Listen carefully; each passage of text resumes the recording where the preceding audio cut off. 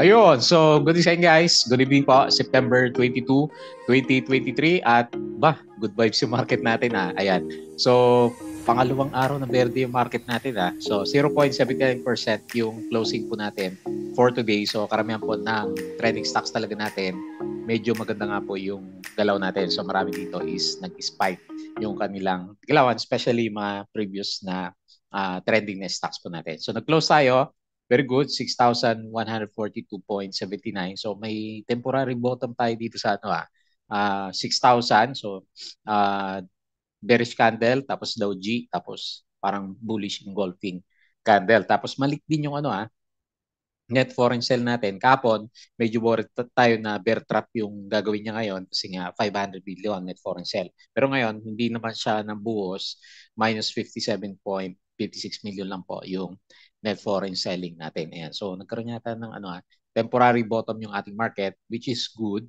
Kasi nga, medyo marami nga po sa mga stocks natin is gumalaw yung kanilang price action. Okay? So, nauna dito sa listahan natin si Dito, mga kadito natics. So, laki 11.93%.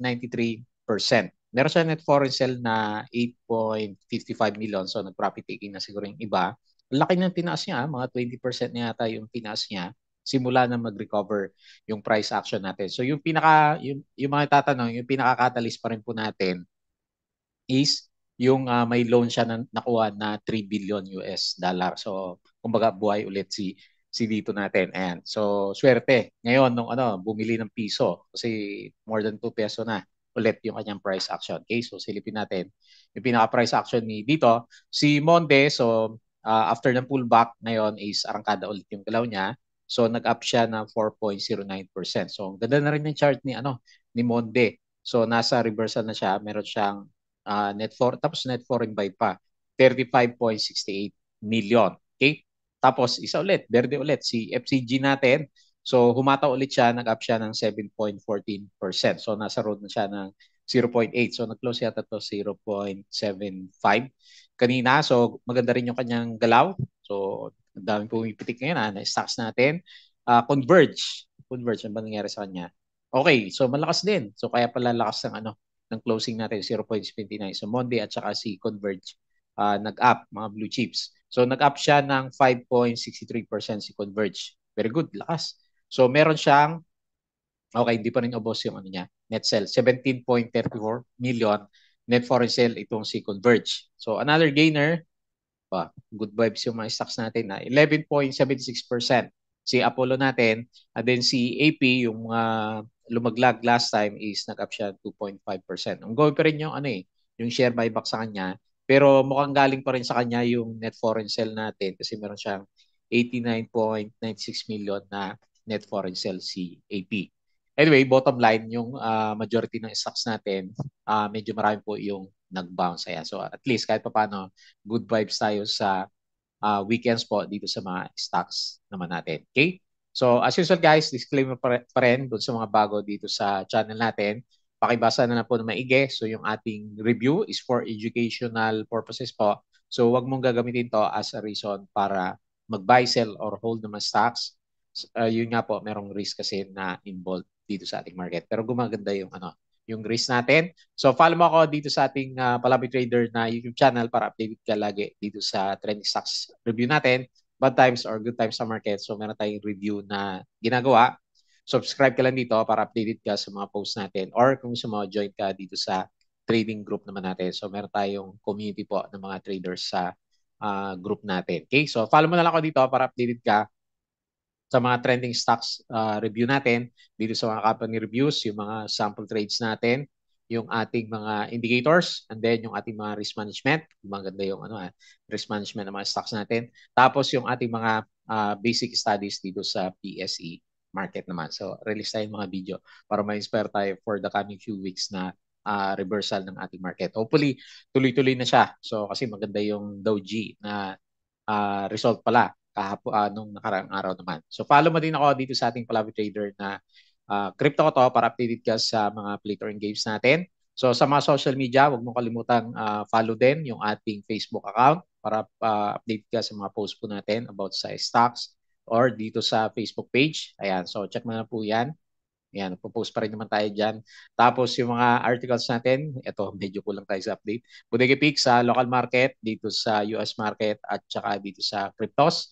Tapos yung mga side hustles natin dito sa money earners naman. So check mo guys ha. So yun yung mga sharing na ginagawa natin na passive income or syempre may gawa dito. May trabaho pa rin naman siya. Pero at least meron siyang binibigay na good return naman. Okay? So check mo na lang po yan. So may mga post tayo dito yata na hindi pa na-post. Tingnan nga natin. So tingin tayo dito sa Twitter natin. So wala, na-post na natin yung summary ng market. Check natin siya.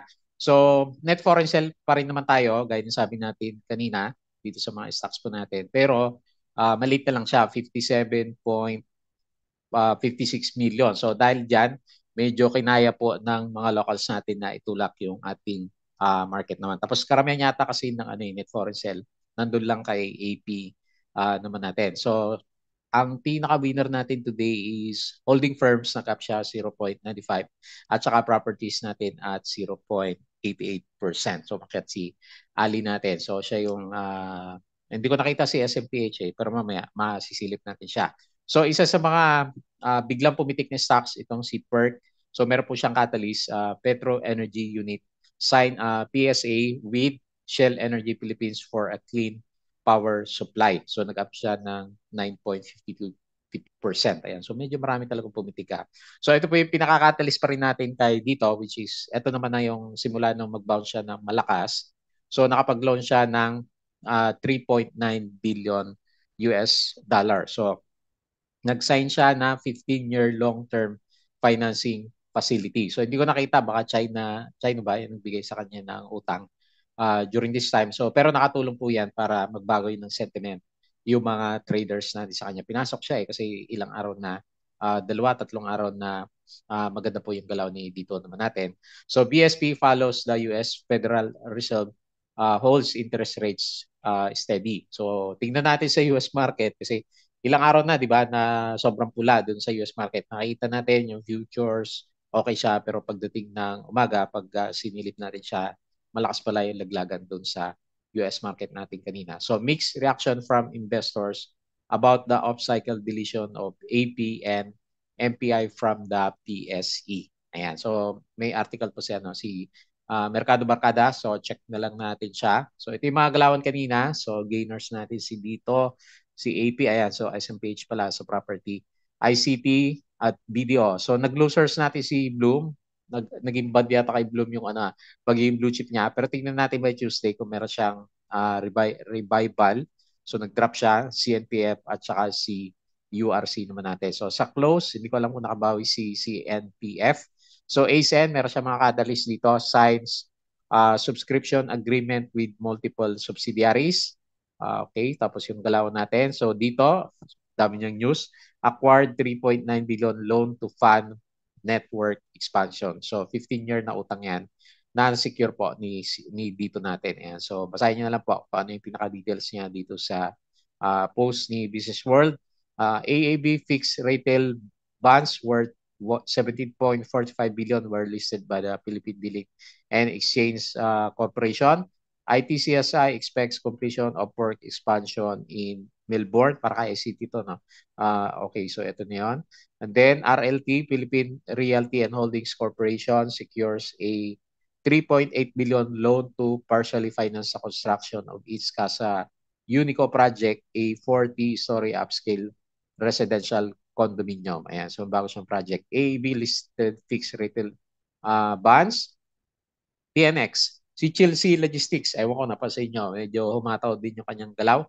Forays into CME, adopts financial and debt management. MPI, Manila plans to use ceramic ultra filtration. Tapos gusto niyang ipasok sa di ba? Ito gusto niya ibalik sa pasok sa PSE. So AREIT gets SEC nod for properties in swap deal. May bagong catalyst si AREIT sa SEC approves the subscription of Ayala Land Malls, and North Beacon Commercial to 607.56 million AREIT shares in exchange for 4 office buildings and 2 regional flagship malls. Ayan, so nag-inject na naman pala ng asset dito kay AREITs. Tapos si Meg hopes to generate 5 billion sales from his 26-story Kensington Sky Garden. Dito, ayan, puro dito yung usapan. Uh, A-REIT saka Ali, so meron silang share swap. Units gets cleared on property share swap. Okay, so yun pa rin naman. Tapos yung galaw natin sa market natin kahapon. Okay, so yung summary ng merong memes dito si Mercado Barkada. Yung kay dito daw, so di ba nabuhay kasi yung price niya. Nag-launch siya 3.9 billion, pero bottom line is utang pa rin naman, sabi ni Mercado Barkada. So anyway, bottom line naman is okay. Okay kasi yung galaw na kanyang price action. Kaya nandito siya sa trending naman natin. Okay? So yan lang. Tapos yung mga US market natin, medyo malakas nga po yung laglagan nila kahapon naman. Silipin natin. So maganda makita yung yung mga price action dun sa Asia at saka Europe at saka dito sa US market natin. Okay? So guys, yung ating Patreon channel as usual, paka-check na lang po yung mga gusto sumali sa trading group and then gusto ng guide sa Philippine Stock Market Trading Investing. Sali lang po kayo dito sa Patreon channel naman natin. Okay? So tingnan natin si To Trade Asia Prime. Dito muna tayo sa index. So akala ko, di ba, medyo bearish ako kahapon kasi nga laki naman kasi ng net foreign sell natin. Pero mali tayo kasi hindi siya bear trap. So nagtuloy na parang reversal yung which is good, di ba? So umakyat siya nung umaga medyo red siya, pumitik ng konti tapos nag pull back, pero pagkatapos ng second half natin diniretso na yung kanyang galaw kasi marami sa mga blue chips natin yung medyo malakas po yung kanyang tulak, especially si Converge. So nag-up siya of 5.63, si Monday is 4.09, si AP 2.5, so mga bigatin na stocks 2.49, si JT Gap natin. Si Wilcon medyo battered pa rin na 2.97%. So siya lang yung pinaka-noted na malakas yung drop for today dito sa mga blue chip. So malit lang, minus 57 million. Hopefully nadi-drain na yung mga foreigners natin para mag-start na makarecover naman yung ating mga individual na stocks natin. So nag-close tayo 6,142. So very good Friday para sa mga stocks natin, 0.79% up yung index natin. Traded value, maliit pa rin naman, 3.82 billion. 48% foreign participation, 52% local. Tapos tingnan natin yung mga pumitik na stock season, biglang nag-up ng 20%. So si dito ang isa sa pinaka-noted kasi medyo malaki yung volume natin sa kanya. So nag-up siya ng 11.93%. So pumipitik. APL 11.76, si PERC 9.52%, si FCG 7.14, Baita, hindi natin masyadong napapansin to. Nag-up siya ng 5.77, Converge, okay, very good.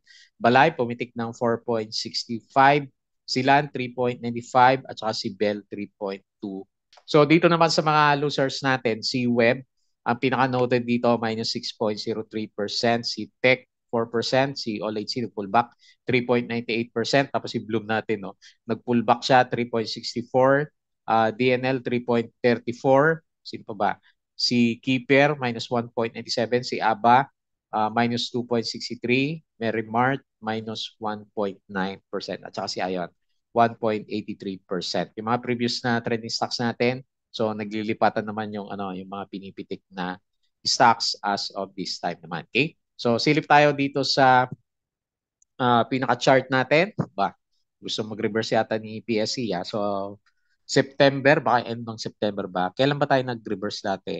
October yung pinaka-reversal. Kaya nga, nag-worry tayo baka ituloy niya yung galaw niya dito. Pero anyway, based dito sa last two candles ng galaw ni PSE, mukhang nasa slightly below ng 6,000 yung pinaka-support.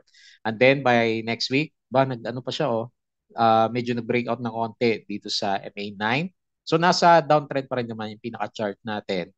Pero at least may nakikita tayo na konting sign para sa start naman ng kanyang reversal kasi tapos na nga yung ghost month natin pero palabas pa rin yung mga foreigners natin. Okay, so anyway, good sign para sa last 3 days na candle kasi may doji tapos meron tayong kumbaga pag pinagsama mo tong dalawa na current candles natin at saka kahapon, so meron tayong bullish engulfing candle. So parang morning star. Ayan. So kahapon nag-worry tayo na baka bear trap yung galaw niya pero hindi naman kasi konti lang yung lumabas nga po na foreigners naman natin. Okay, so very good. medyo malapit na tayo mag-breakout dito sa MA20, which is a good sign ng reversal kapag bumalik tayo dito sa 6,200 level naman na yan. So hopefully yan na yun at hindi itong ginuguhit natin na pinaka-downtrend na channel naman nitong si PSE natin. Okay? So pag medyo sumilip na siya dito, ayan. So baka yan na yung pinaka-catalyst natin para sa start ng reversal kasi since February, January last year, so hindi na nakabawi yung mga stocks natin, especially yung mga blue chips naman. Kasi karamihan is medyo malapit na nga sa oversold condition naman. Okay? So tingin tayo dito sa US market.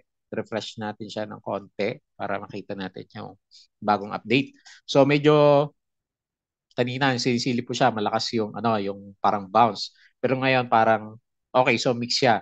So S&P 0.17, verde naman lahat. Dow Futures 0.05 and then si Nasdaq Futures natin is 0.37.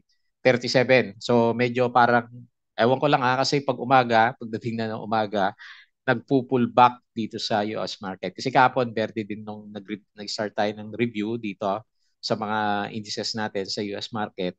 Pero nung katapusan ng o kanina umaga, yung closing naman nila is namula. So malaki, especially dito sa Nasdaq, nag-drop siya ng 1.82%. So anyway, good sign. Hopefully mag-rebound dito sa US market. Sa Europe, medyo mapula dito sa Europe Ayan medyo hindi pa rin maganda yung galaw. Tapos dito sa bandang Asia, medyo mix. Pero marami yung nag-bounce yung iba. Halimbawa si Hang Seng, nag-up siya 2.28%.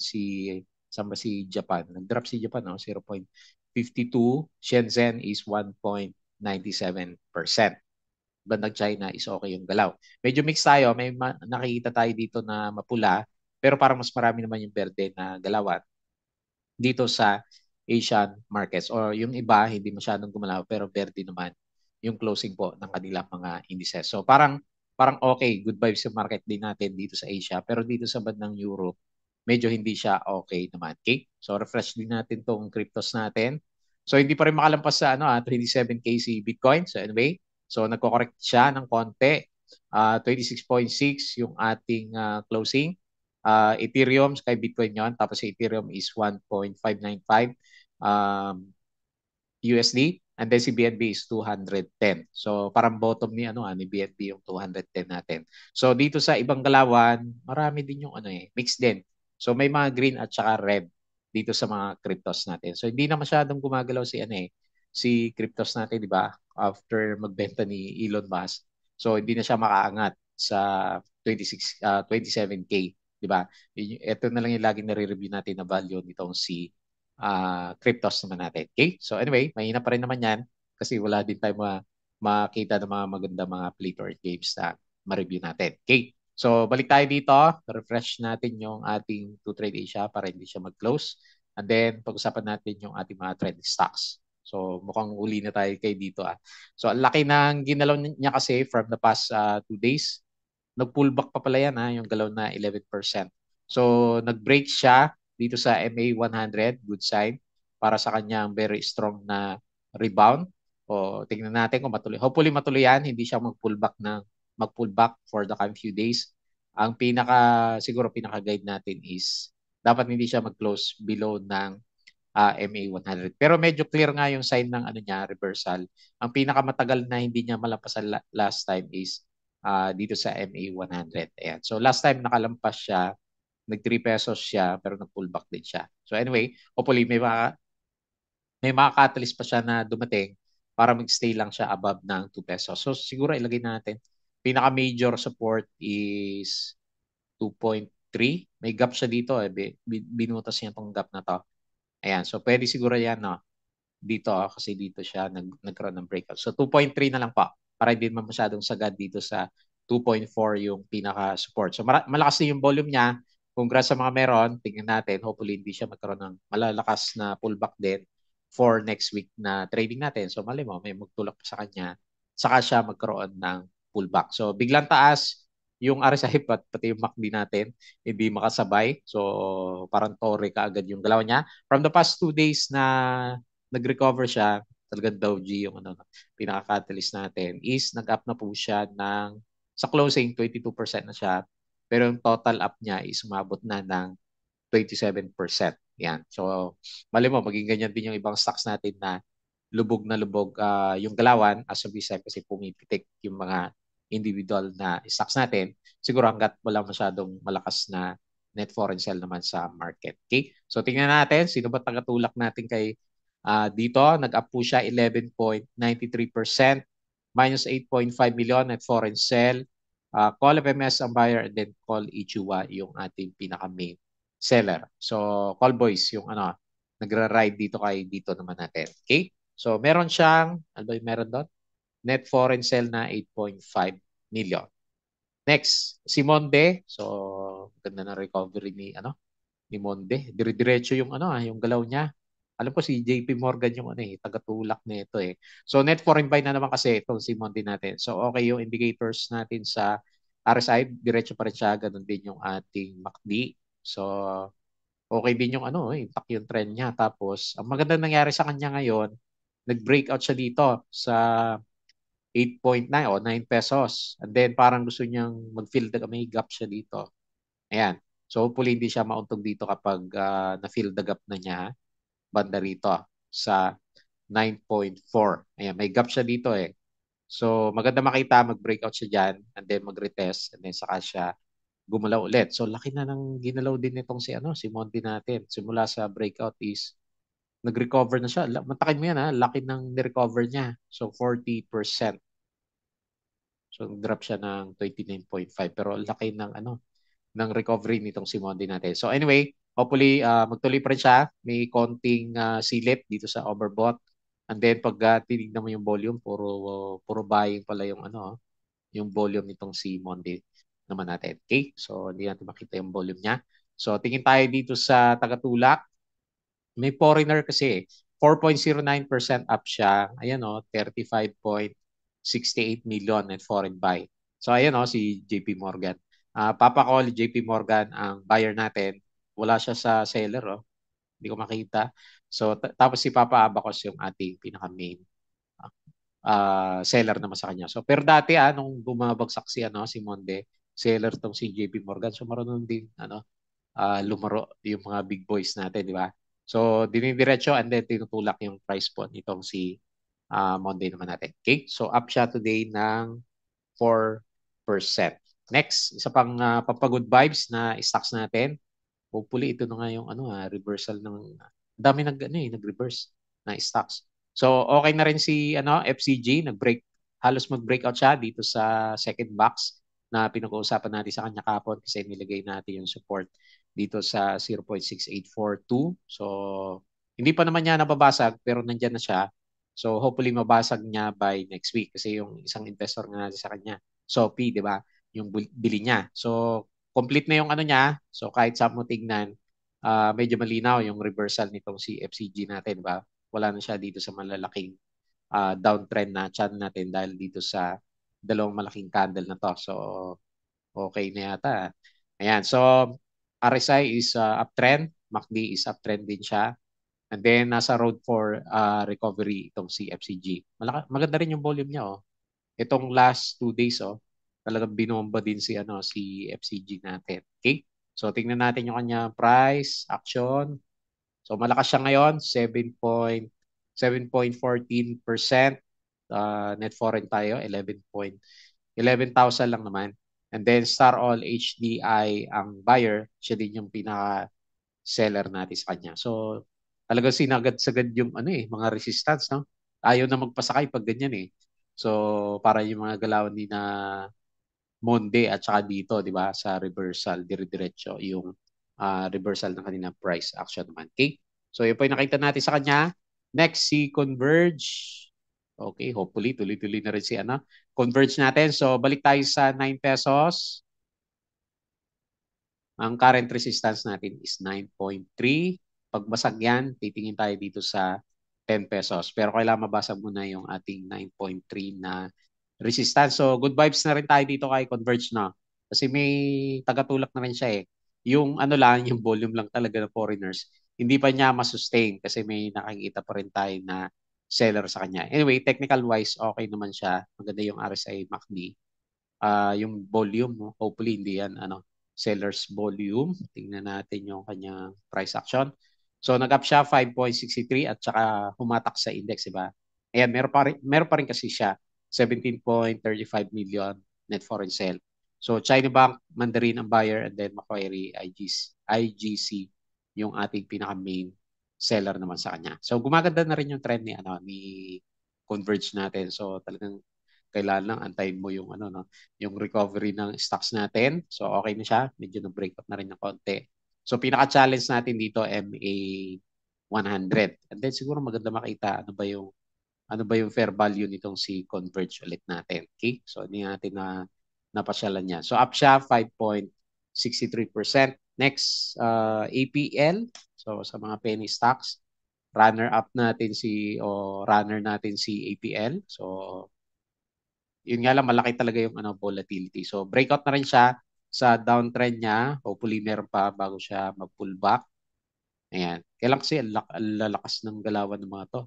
So medyo nag-breakout na siya, RSI 50, and then yung MACD formation natin sa kanya. Okay, price action. So 11.76%, yung isang galaw niya kasi 5% eh. So 38K net foreign sale, Mercantile, Dragonfly, yung ating buyer, Call APS, yung ating pinaka main seller sa kanya. Next resistance, since magalaw siya dito sa 0.0214. Ayan. So hopefully makaabot siya dyan bago siya magkaroon ng pullbacks. Next, AP. So kahit papaano nakakatulong yung meron siyang share buyback pa rin eh. So talagang gusto niyang matanggal sa blue chips. So ongoing pa rin yung share buyback ni AP natin eh no. So ang dami niyang binili kahapon. Ayun no. Namalengke si AP natin kahapon. So nakatulong 'yan para dun sa Dow G pala niya 'yon. Ayan, lumaban na siya dito 29.28. Ayan, good sign din kahit papaano kasi meron din tayo nakikita na maliit na morning star para kay AP. Tapos under recovery na yung RSI kasi nagbago na yung direksyon. Yung MACD medyo wala pa, medyo kulang pa siya. So itong boost na to at saka boost na to. So mga foreigners yan, ito sinalo ni AP natin. Okay? So tingnan natin yung price action. 2.5% up si AP minus 89 million. So selling pa rin yung foreigners. May bank call ang buyer, Mandarin DBP, DWA yung ating pinaka main seller. So interesting to see by Tuesday kung ano yung reaction ni AP kasi doon pa lang mararamdaman natin 'di ba yung yung epekto ng rebalancing ng PSE. Maraming tataka bakit ang bilis. Normally sa December pa 'yan 'di ba? Pero ngayon September 26 magkakaroon kaagad ng palitan ng mga blue chips po natin. Okay? So, yun lang muna yung ating review. At least good vibes yung ating mga stocks, majority ng stocks. Siyempre, yung iba hindi pa rin maganda.